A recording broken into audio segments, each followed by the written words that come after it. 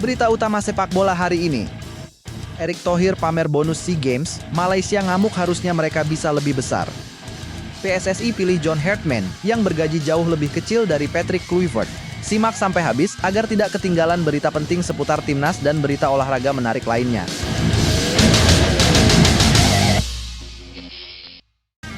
Erick Thohir pamer bonus SEA Games, Malaysia ngamuk harusnya mereka bisa lebih besar. Malaysia kembali menjadi sorotan. Kali ini bukan karena prestasi di lapangan, melainkan karena polemik besar yang muncul di balik isu bonus atlet dan sikap federasi sepak bola mereka. Publik Asia Tenggara dibuat tercengang ketika pernyataan demi pernyataan bermunculan, memunculkan kesan bahwa ada kegelisahan besar di tubuh sepak bola Malaysia. Semuanya bermula dari isu bonus atlet SEA Games 2025. Publik sempat dikejutkan dengan kabar bahwa Malaysia akan memberikan bonus hingga 10 miliar rupiah bagi atlet peraih emas. Angka itu langsung mengundang perhatian karena jauh melampaui standar regional. Sebab hal ini disinyalir untuk menyaingi kontingen Indonesia yang akan dapat bonus 1 miliar bagi peraih emas. Situasi semakin panas ketika Datuk Hamidin Mohd Amin akhirnya angkat bicara. Dalam pernyataannya, ia secara terbuka menyebut rasa malu jika membandingkan Malaysia dengan Indonesia. Kalimat tersebut langsung menyebar luas dan memantik reaksi beragam. Bagi banyak pihak, ucapan itu terasa jujur, tetapi juga mengundang kontroversi karena menyeret nama negara lain ke dalam polemik domestik. Menurut Hamidin, sulit menerima kenyataan bahwa bonus atlet Malaysia disamakan dengan Indonesia. Bukan karena nilai tersebut kecil, tetapi karena ia merasa posisi Malaysia seharusnya berada di atas. Pernyataan inilah yang kemudian memicu diskusi panjang tentang motif di balik kebijakan bonus tersebut. Apakah ini semata bentuk kepedulian terhadap atlet, atau justru cerminan tekanan psikologis akibat perbandingan regional yang terus-menerus? Nama Indonesia terus muncul dalam perbincangan, bukan karena pernyataan resmi, tetapi karena perbandingan yang terus diulang. Bonus atlet Indonesia dijadikan tolok ukur, seolah keberhasilan atau kegagalan Malaysia harus selalu diukur dari negara tetangga tersebut. Bagi sebagian pengamat, ini menunjukkan bahwa rivalitas regional telah bergeser dari lapangan ke ranah simbolik dan emosional. Reaksi publik Malaysia pun terbelah. Ada yang mendukung sikap Hamidin karena dianggap berani memperjuangkan martabat atlet. Namun tidak sedikit yang mengkritik keras, menilai pernyataan itu berlebihan dan justru membuka luka lama. Media sosial dipenuhi perdebatan, mulai dari soal nasionalisme, gengsi regional, hingga transparansi kebijakan olahraga. Seperti yang kita ketahui, apresiasi pemerintah terhadap atlet nasional kembali mencetak sejarah baru. Pemerintah melalui Kementerian Pemuda dan Olahraga menetapkan bonus sebesar 1 miliar rupiah bagi setiap atlet peraih medali emas pada ajang SEA Games 2025. Kebijakan ini disebut sebagai bentuk penghargaan tertinggi yang pernah diberikan negara kepada atlet dalam ajang multi-event kawasan Asia Tenggara. Besaran bonus tersebut sekaligus menjadi yang terbesar sepanjang sejarah penyelenggaraan SEA Games dan menempatkan Indonesia jauh di atas negara-negara peserta lainnya dalam hal apresiasi finansial kepada atlet berprestasi. Peningkatan nilai bonus ini mencerminkan komitmen kuat pemerintah dalam menghargai perjuangan atlet yang mengharumkan nama bangsa. Jika dibandingkan dengan edisi sebelumnya, lonjakan nilai bonus tergolong signifikan. Pada SEA Games sebelumnya, bonus emas berada di kisaran 500 juta rupiah. Kini nilainya melonjak 2 kali lipat, menjadi 1 miliar rupiah untuk setiap medali emas yang diraih. Berdasarkan perbandingan regional, Indonesia berada di posisi teratas dalam daftar negara pemberi bonus tertinggi bagi atlet peraih emas SEA Games 2025. Nilai tersebut setara dengan $59.595 Amerika Serikat. Thailand berada di posisi kedua dengan nilai $9.619 Amerika Serikat atau sekitar 300.000 baht. Singapura menempati peringkat berikutnya dengan $7.750 Amerika Serikat atau setara $10.000 Singapura.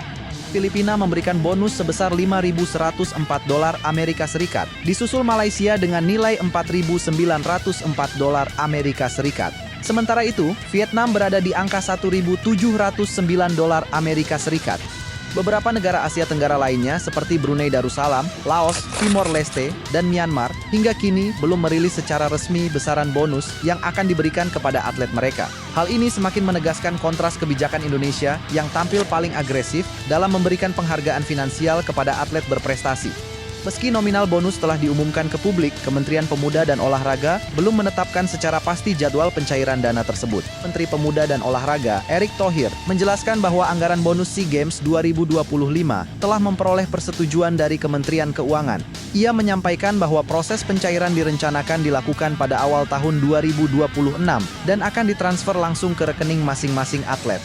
Erick Thohir juga menekankan pentingnya pengelolaan keuangan yang bijak bagi para atlet penerima bonus. Ia mengingatkan bahwa masa aktif atlet memiliki batas waktu, sehingga pemanfaatan dana harus diarahkan pada hal-hal produktif dan berjangka panjang. Ia menyarankan agar bonus tersebut digunakan untuk investasi seperti kepemilikan properti, asuransi, atau instrumen keuangan yang dapat menjamin masa depan atlet setelah pensiun dari dunia olahraga. Hingga saat ini, Kementerian Pemuda dan Olahraga belum merinci skema pembagian bonus bagi atlet nomor ganda, beregu, maupun tim, termasuk besaran yang akan diterima oleh pelatih dan asisten pelatih. Seluruh mekanisme tersebut masih dalam tahap finalisasi dan akan diumumkan secara resmi dalam waktu mendatang. Lonjakan nilai bonus pada SEA Games 2025 ini diharapkan tidak hanya menjadi bentuk penghargaan simbolik, tetapi juga menjadi pemicu semangat bagi para atlet untuk terus meningkatkan prestasi di tingkat regional maupun internasional. Pemerintah menaruh harapan besar agar momentum ini dapat menjadi fondasi kuat menuju ajang yang lebih besar, termasuk Asian Games 2026 dan berbagai kompetisi global lainnya. Sebagai perbandingan, pada SEA Games 2023 lalu, total anggaran bonus yang dikucurkan pemerintah mencapai lebih dari 289 miliar rupiah. Dengan peningkatan signifikan pada edisi kali ini, komitmen negara terhadap dunia olahraga dinilai semakin nyata dan terukur, sekaligus menjadi sinyal kuat bahwa prestasi atlet adalah prioritas nasional yang harus dijaga dan dihargai. Dalam akun resmi Instagramnya, Kemenpora mengucapkan, "Terima kasih atas perjuangan tanpa lelah para atlet, pelatih, dan seluruh bagian tim Indonesia di SEA Games Thailand 2025. Setiap medali emas, perak, dan perunggu yang berhasil diraih adalah bukti kerja keras, disiplin, dan semangat juang luar biasa demi merah putih. Total perolehan medali yang diraih Indonesia bukan sekadar angka, melainkan hasil dari pengorbanan, latihan panjang, dan tekad untuk selalu memberikan yang terbaik bagi bangsa. Kalian telah mengharumkan nama Indonesia di panggung Asia Tenggara. Sekali lagi, terima kasih telah berjuang di SEA Games Thailand 2025. Indonesia bangga."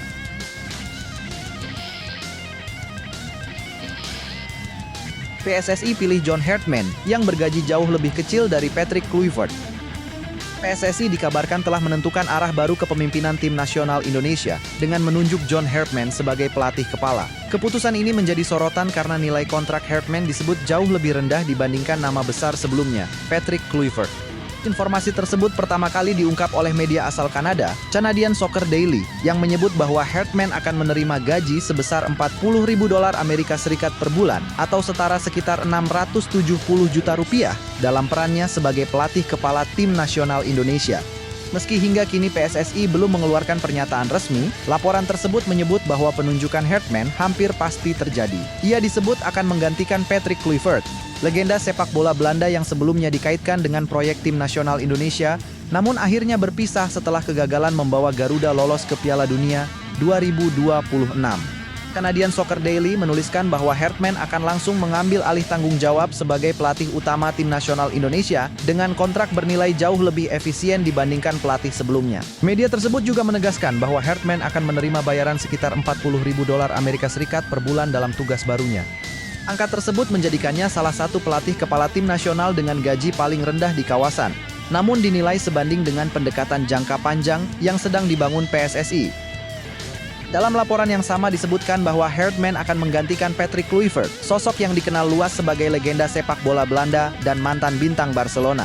Canadian Soccer Daily juga menyoroti bahwa posisi ini menjadi pekerjaan pertama Hartman sejak mengundurkan diri dari Toronto FC setelah berakhirnya musim Major League Soccer 2024. Setelah tidak lagi menangani klub tersebut, Hartman disebut tengah mencari tantangan baru dan akhirnya menerima proyek jangka panjang bersama sepak bola Indonesia. Tidak hanya bertanggung jawab atas tim nasional senior, Hartman juga akan memegang kendali terhadap tim nasional Indonesia kelompok usia di bawah 23 tahun. Penugasan ganda ini disebut sebagai bagian dari strategi jangka panjang federasi untuk mempercepat proses regenerasi pemain dan memastikan kesinambungan kualitas dari level usia muda hingga tim utama. Dalam laporan yang sama, Canadian Soccer Daily menegaskan bahwa Federasi Sepak Bola Indonesia menargetkan lolos ke Piala Dunia 2030 yang akan digelar di Spanyol, Portugal, dan Maroko. Sementara itu, anggota Komite Eksekutif PSSI, Ahmad Riyad, sebelumnya telah mengonfirmasi bahwa keputusan penunjukan pelatih kepala baru telah disepakati secara internal. Ia menyampaikan bahwa seluruh anggota Exco telah menyetujui keputusan tersebut dalam rapat yang digelar pada tanggal 18 Desember. Riyad menegaskan bahwa sosok yang dimaksud memang telah disepakati untuk memimpin tim nasional Indonesia ke depan. John Hartman sendiri dikenal sebagai pelatih berpengalaman dengan rekam jejak panjang di level internasional. Ia memulai karier kepelatihannya bersama tim usia muda Selandia Baru sebelum dipercaya menangani tim nasional wanita Selandia Baru selama lebih dari 1 dekade, sejak tahun 2006 hingga 2018. Setelah itu, ia melanjutkan kariernya bersama tim nasional Kanada, awalnya menangani tim kelompok usia 23 tahun, sebelum akhirnya promosi menjadi pelatih kepala tim senior. Bersama Kanada, Hartman mencatatkan pencapaian penting dengan membawa negara tersebut lolos ke Piala Dunia 2022. Meski pada turnamen tersebut Kanada harus menerima hasil kurang maksimal setelah kalah dari Maroko, Kroasia, dan Belgia, reputasi Hartman sebagai pelatih berpengalaman tetap terjaga. Usai petualangannya bersama tim nasional Kanada, ia sempat menangani Toronto FC selama 1 musim pada periode 2023 hingga 2024. Dengan latar belakang tersebut, penunjukan Hartman dinilai sebagai langkah strategis PSSI untuk membangun fondasi jangka panjang sepak bola nasional. Meski nilai kontraknya jauh lebih kecil dibandingkan pelatih sebelumnya, pengalaman internasional serta rekam jejak pengembangan pemain muda menjadi alasan utama mengapa ia dipercaya memimpin tim nasional Indonesia dalam fase penting menuju masa depan. Penunjukan John Hartman sebagai pelatih kepala tim nasional Indonesia juga dinilai sebagai sinyal perubahan pendekatan federasi dalam membangun fondasi sepak bola jangka panjang. PSSI tidak lagi semata mengejar nama besar atau figur populer, melainkan mulai menitik beratkan pada rekam jejak pembinaan, kedisiplinan sistem, serta kemampuan membangun struktur tim yang berkelanjutan dari level usia muda hingga senior. Langkah ini dianggap sejalan dengan arah baru pengembangan sepak bola nasional yang menekankan konsistensi, efisiensi anggaran, dan kesinambungan program jangka panjang. Dalam berbagai laporan media internasional, Hartman dikenal sebagai pelatih yang memiliki pendekatan metodis dan disiplin tinggi terhadap pengembangan pemain. Ia tidak hanya fokus pada hasil instan, tetapi juga pada pembentukan karakter, mental bertanding, serta pemahaman taktik sejak usia muda.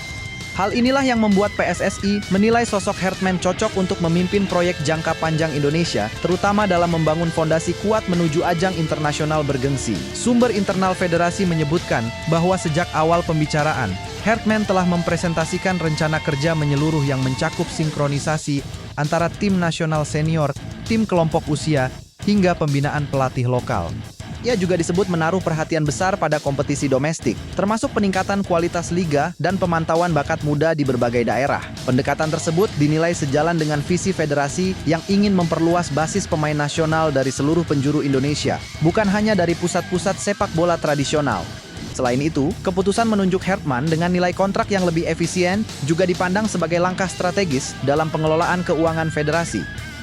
PSSI dinilai ingin mengalokasikan anggaran secara lebih seimbang, tidak hanya untuk pelatih kepala, tetapi juga untuk pengembangan infrastruktur, peningkatan kualitas pelatih lokal, serta pembinaan usia dini. Dengan demikian, keberhasilan tim nasional tidak hanya bergantung pada satu figur, melainkan pada sistem yang berjalan secara kolektif. Sejumlah pengamat sepak bola nasional menilai bahwa tantangan terbesar Hartman bukan hanya soal hasil pertandingan, tetapi bagaimana ia mampu membangun kepercayaan publik yang sempat menurun akibat inkonsistensi prestasi. Ia dituntut untuk menghadirkan identitas permainan yang jelas, disiplin taktik yang kuat, serta mental bertanding yang tangguh di level internasional. Tekanan tersebut semakin besar karena publik menaruh harapan tinggi terhadap kemajuan tim nasional dalam beberapa tahun ke depan. Di sisi lain, kehadiran Hartman juga diharapkan mampu memperkuat koordinasi antara tim nasional senior dan kelompok usia muda. Selama ini, transisi pemain dari level junior ke senior kerap menjadi persoalan. Dengan satu sosok yang mengawasi keseluruhan jalur pembinaan, federasi berharap proses adaptasi pemain muda ke level tertinggi dapat berjalan lebih mulus dan terarah. Dalam lingkup yang lebih luas, penunjukan Hartman juga dianggap sebagai bagian dari upaya PSSI membangun citra profesional di mata federasi internasional. Pengalaman Hartman bekerja di berbagai negara dan kompetisi dinilai dapat membantu Indonesia dalam menjalin kerjasama internasional, baik dalam bentuk uji coba, pertukaran pelatih, maupun program pengembangan pemain muda. Dengan seluruh latar belakang tersebut, kehadiran John Hartman bukan sekadar pergantian pelatih, melainkan simbol perubahan arah kebijakan sepak bola nasional. Publik kini menanti bagaimana implementasi rencana besar tersebut di lapangan, mulai dari gaya bermain tim nasional, performa di ajang regional dan internasional, hingga lahirnya generasi baru pemain yang mampu bersaing di level tertinggi. PSSI pun dihadapkan pada tantangan besar untuk memastikan bahwa proyek jangka panjang ini tidak berhenti sebagai wacana, melainkan benar-benar terwujud melalui kerja nyata dan hasil yang terukur. Dalam perkembangan selanjutnya, penunjukan John Hartman juga dipandang sebagai titik awal perubahan kultur kerja di tubuh tim nasional Indonesia. PSSI disebut ingin meninggalkan pola kerja jangka pendek yang selama ini kerap berganti arah setiap pergantian pelatih. Dengan latar belakang Herdman yang terbiasa membangun proyek jangka panjang di Kanada, federasi berharap fondasi sepak bola nasional dapat dibangun secara berkelanjutan, tidak lagi bergantung pada hasil instan atau tekanan turnamen semata. Sejumlah sumber internal menyebutkan bahwa Herdman telah menyusun peta jalan pengembangan tim nasional hingga beberapa tahun ke depan. Fokus utamanya adalah pembentukan identitas bermain yang konsisten dari level usia muda hingga senior. Dalam konsep tersebut, gaya bermain, pola latihan, hingga prinsip taktik akan diseragamkan agar pemain yang naik level tidak lagi mengalami kesenjangan adaptasi. Model ini sebelumnya terbukti efektif saat ia membangun sistem tim nasional Kanada dari nol hingga mampu tampil di Piala Dunia. Selain aspek teknis, perhatian besar juga diarahkan pada penguatan mental bertanding pemain. Herdman dikenal menekankan disiplin, tanggung jawab, dan profesionalisme sebagai fondasi utama. Ia meyakini bahwa talenta semata tidak cukup untuk bersaing di level internasional tanpa karakter kuat dan kesiapan mental menghadapi tekanan. Dengan latar belakang pengalaman internasional yang dimiliki, Herdman diharapkan mampu menjadi jembatan antara standar sepak bola global dan realitas sepak bola Indonesia. Ia tidak hanya dituntut membawa hasil di papan skor, tetapi juga meninggalkan warisan berupa sistem, budaya kerja, dan arah pembinaan yang jelas. Jika proyek ini berjalan sesuai rencana, maka penunjukan Herdman dapat menjadi titik balik penting dalam perjalanan panjang transformasi sepak bola nasional. Ke depan, perhatian publik akan tertuju pada langkah-langkah awal yang diambil Herdman bersama jajaran PSSI. Mulai dari pemilihan pemain, pola latihan, hingga hasil pertandingan perdana akan menjadi indikator awal sejauh mana perubahan itu benar-benar terjadi. Harapan besar pun mengiringi langkah ini, bahwa untuk pertama kalinya dalam waktu lama, sepak bola Indonesia benar-benar bergerak dengan perencanaan matang, bukan sekadar reaksi terhadap tekanan sesaat.